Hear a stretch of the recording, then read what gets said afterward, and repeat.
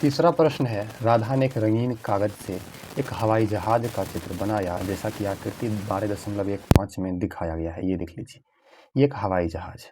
प्रयोग किए गए कागज का कुल क्षेत्रफल ज्ञात कीजिए।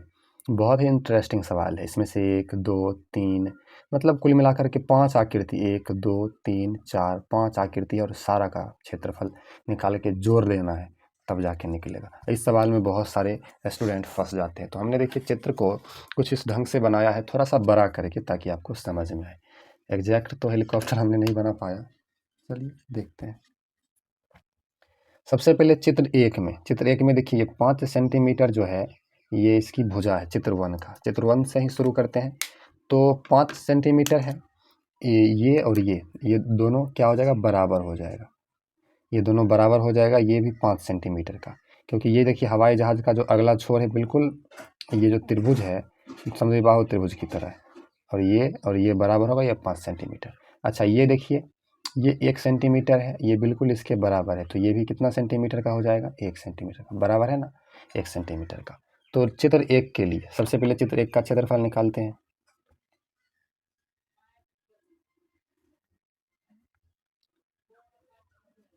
चित्र 1 का क्षेत्रफल, तो ए बराबर पहले कितना है 5 सेंटीमीटर, बी बराबर दूसरी भुजा 1 सेंटीमीटर, सी बराबर तीसरी भुजा 5 सेंटीमीटर। तो सबसे पहले एस निकालना पड़ेगा। एस बराबर ए प्लस बी प्लस सी बट्टा 2, मतलब 5 + 1 + 5 बट्टा 2, 5 5 10 1 11 बट्टा 2, कितना आ गया 11 बट्टा 2। क्षेत्रफल निकाल लेते हैं। क्षेत्रफल बराबर होता है √under S into S minus A into S minus B into S minus C. अब देखिए एस हमारा 11/2 है, तो 11/2 इंटू 11/2 माइनस ए का मान 5 है। उसके बाद 11/2 एस का मान है माइनस बी का मान 1 है, एस फिर 11/2 माइनस सी का मान 5 है। ठीक है, इसका भिन्न का घटाव इसी में नहीं करिए, बाहर कर लीजिए, यहाँ पर डायरेक्ट कैलकुलेशन करके लिख दीजिए ताकि आसानी से सवाल बन जाए। 11/2 इंटू 11/2 में 5 को घटाएंगे तो यहाँ पर 1/2 बचेगा। 11/2 में 1 को घटाएंगे तो 9/2 बचेगा। ठीक है, 11/2 में 5 को घटाएंगे तो यहाँ पर आपको 1/2 मिलेगा। ठीक है, इस प्रकार से आप घटा दीजिए। घटाने के बाद आगे बढ़ते हैं।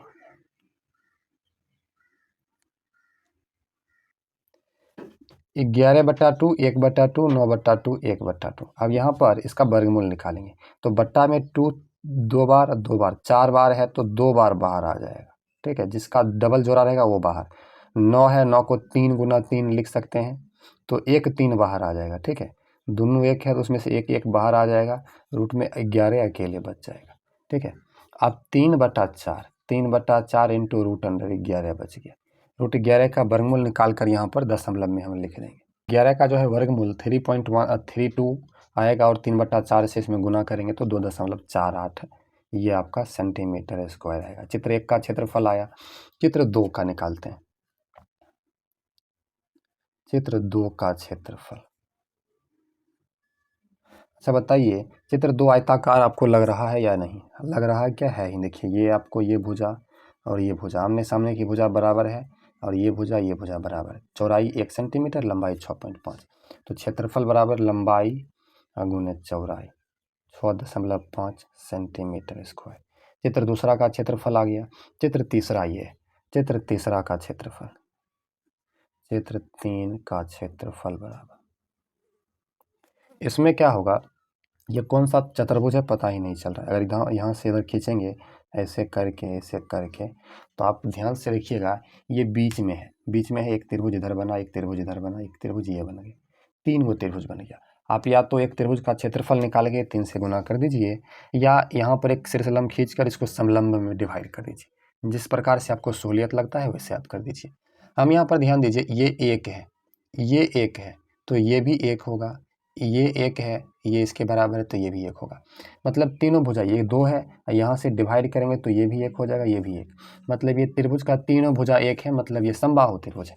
तो क्षेत्रफल बराबर 3 गुना समबाहु त्रिभुज का क्षेत्रफल। समबाहु त्रिभुज का क्षेत्रफल, समबाहु का क्यों निकाले, क्योंकि तीनों भुजा, ये भी एक, ये भी एक, ये भी एक, ये भी एक, ये भी एक, ये भी एक, ये भी एक, सब का भुजा एक है, 3 गो त्रिभुज है, तो 3 से गुना किया, समबाहु है तो समबाहु। 3 गुना समबाहु त्रिभुज का क्षेत्रफल होता है √3/4 गुना भुजा स्क्वायर। भुजा एक है, स्क्वायर कर देंगे। अब देखिए 3 गुना √3/4, √3/4, एक का स्क्वायर एक ही होता है, गुना करेंगे उतना ही। अब 3√3/4, इसको गुना कर देते हैं, 3√3, √3 का वर्गमूल जो होता है 1.7 ऐसे करके होता है अप्रॉक्सीमेट, तो 3 गुना 1.7/4 कर देते हैं। इस प्रकार से इसको गुणा करके 4 से भाग देने पर 1.29 आता है। ये आपका तीसरा आकृति का क्षेत्रफल आ गया। 4 और 5 का क्षेत्रफल आएगा, तब जाके सभी को जोड़ देंगे। अच्छा, आकृति 4 ध्यान से देखिएगा।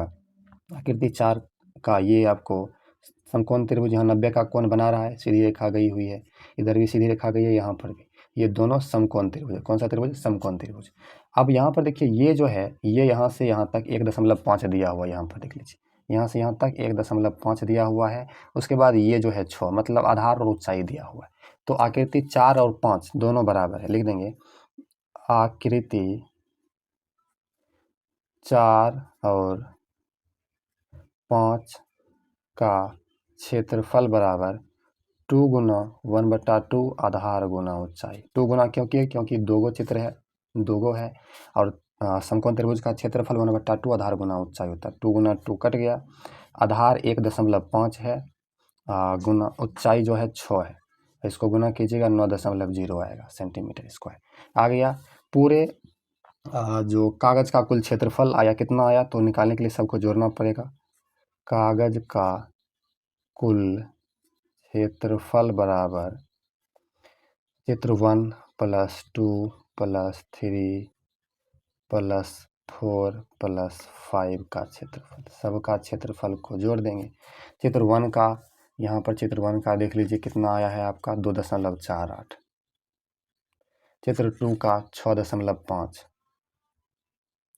चित्र 3 का देख लीजिए 1.29, चित्र 4 और 5 का 9 आया है। सबको जोड़ देते हैं, सेंटीमीटर स्क्वायर में आया, सबको जोड़ देते हैं। यहाँ पर सबको जोड़ने के बाद 19.27 सेंटीमीटर स्क्वायर आता है, यही आंसर। और ये आंसर भी लगभग में, इसीलिए क्योंकि रूट का जहाँ पर भी वर्गमूल निकाले वो अप्रॉक्स में ही आया, तो दशमलव के बाद अगर आंसर नहीं मिले तो कोई दिक्कत नहीं है। तो ये देखिए, इतना बड़ा सवाल था, इसका हम यहाँ से शुरू किए थे, तो स्क्रीनशॉट कर लीजिए। यहाँ तक में ये सॉल्व हो गया। आगे बढ़ते हैं चौथा सवाल पर।